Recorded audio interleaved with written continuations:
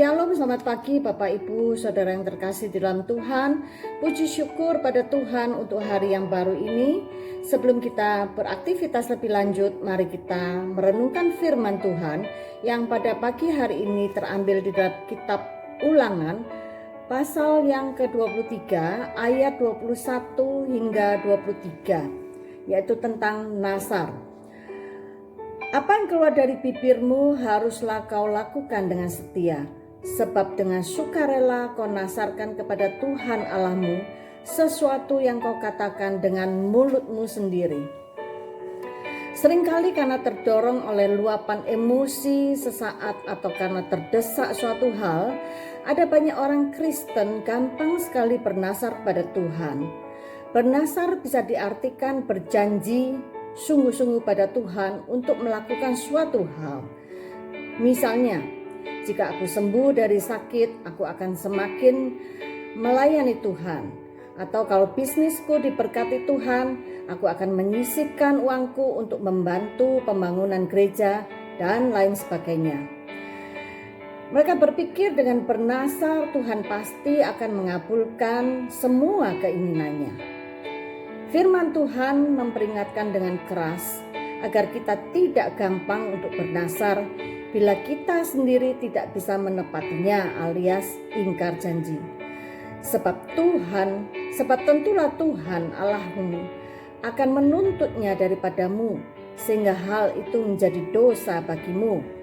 Yang tertulis di dalam kitab Ulangan 23 21b.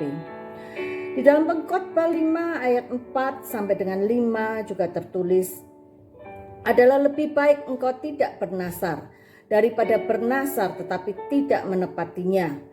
Janganlah mulutmu membawa engkau ke dalam dosa, dan janganlah berkata di hadapan utusan Allah bahwa engkau khilaf. Apakah perlu Allah menjadi murka atas ucapan-ucapanmu dan merusakkan pekerjaan tanganmu?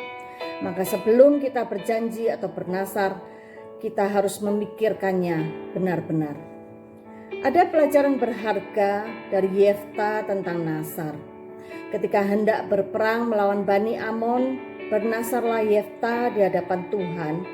Jika engkau sungguh-sungguh menyerahkan Bani Amon itu ke dalam tanganku, maka apa yang keluar dari pintu rumahku untuk menemui aku pada waktu aku kembali dengan selamat dari Bani Amon, itu akan menjadi kepunyaan Tuhan, dan aku akan mempersembahkannya sebagai korban bakaran. Nah, pikir Yefta, apa yang akan keluar dari pintu rumahnya adalah hewan ternaknya. Namun ketika Yefta pulang ke rumahnya, tampaklah anak perempuannya keluar menyongsong dia dengan memukul rebana serta menari-nari. Dia adalah anak tunggal dari Yefta. Selain dari dia tidak ada anak laki-laki ataupun perempuan. Maka dengan hati hancur berkeping-keping, Yefta pun menepati nasarnya dengan mempersembahkan anak gadisnya itu kepada Tuhan. Nah, mari kita belajar untuk menepati janji kita kepada Tuhan secara konsisten. Daripada kita bernasar atau berjanji, lebih baik kita tidak berjanji pada Tuhan, karena janji di hadapan Tuhan itu berat. Jika saat ini masih ada janji atau nasar kita yang belum kita penuhi, maka kita memohon ampun pada Tuhan dan mengambil komitmen untuk melakukannya sesuai dengan apa yang kita janjikan. Jangan sampai kita dengan sengaja melupakan janji kita kepada Tuhan, karena Tuhan sendiri adalah Tuhan yang setia dan tidak pernah lalai menepati janjinya. Demikian perenungan firman Tuhan kita pada pagi hari ini. Selamat beraktivitas, Tuhan memberkati.